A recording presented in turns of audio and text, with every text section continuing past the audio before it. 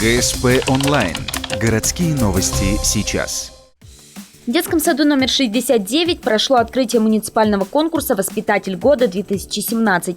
Претендентов на этот титул 15. Сегодня они презентуют свои авторские наработки. На профессиональном языке это звучит как инновационный педагогический опыт. Заявили себя и воспитатели, и музыкальные руководители, учителя-логопеды, которые очень активно все подготовлены, сильные и готовы в бой. В этом году в конкурсе заявлено 3 номинации. Профессия воспитатель, педагогический дебют и воспитываем с колыбели. Очень хорошо, что 3 номинации, потому что каждый по-своему силен.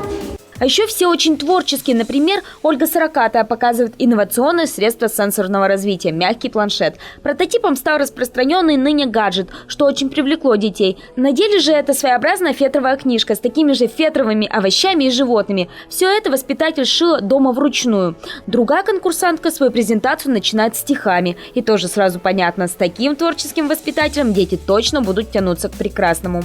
25 лет уж пролетело. Жить без сада не могу. Убедилась я сама. Дети – это чудо света. Самым чудным чудесам я причислю чудо это. Кто из них выиграет в конкурсе, станет известно 22 февраля. До этого участникам предстоит еще несколько состязаний, практические занятия и мастер-классы. Кто покажет наилучший результат, получит возможность выступить от Ухты на региональном этапе конкурса.